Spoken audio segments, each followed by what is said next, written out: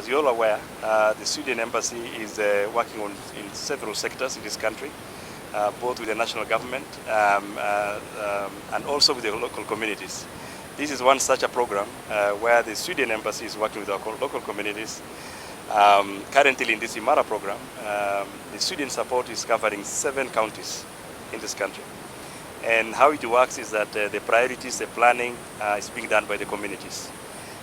We are also a consortium of other development partners. It's just not Northern Region at all alone, but we are a consortium.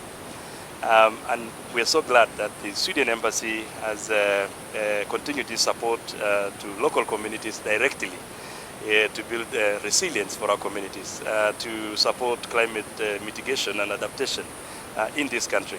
And it's such a good gesture, especially at this point in time when the country is saving the most severe drought ever witnessed in this country. And so part of this support, the 25 million SEK, will cut across 7 counties. You can see the way the communities have apportioned like 24% into water. It just tells you that the communities are making water a priority.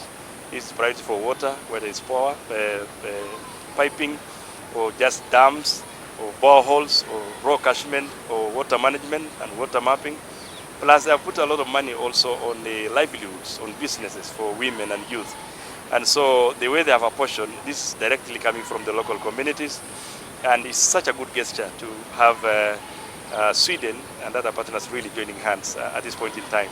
But it cuts across 7 counties, different partners also. We all involved, World Vision, NRT, Safer World. We are quite a number of consortium members who are trying to implement different components of this project. But it's a very exciting project for sure.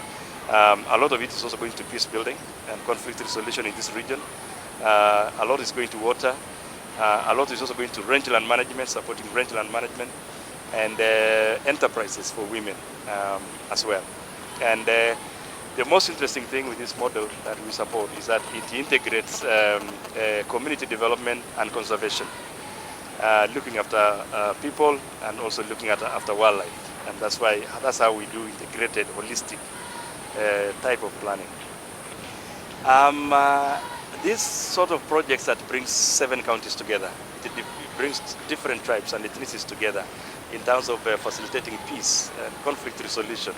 I think it really helps to deconflict a number of issues that are typically known within our pastoralist landscape. So getting the youth, getting the women, getting different tribes to come together, getting different counties together, I think can only help to strengthen and bring about coexistence, perhaps.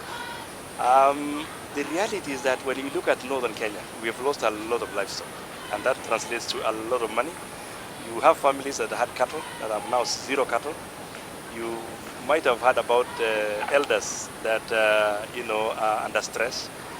We have also lost a lot of wildlife in this landscape. The reality is that one of the models that was built from this project was the mobile vocational training, popularly known as manyora, here, built from this program. And as you may have heard, over 600 youths have gone through it, graduating with mechanical training, with electricals, with the many other skills. And they get their tools to get started immediately. So you don't go and look for a loan to buy tools of trade. And so in terms of mitigating the drought, I think it's massive. It's supporting softwares, it's supporting the health of the rangelands. There's been massive hay production in some of the landscape, and that grass was being used over this drought period. And also just bringing peace a little bit, just also really tries to reduce the effect, because as you're aware, drought really worsens conflicts in this landscape.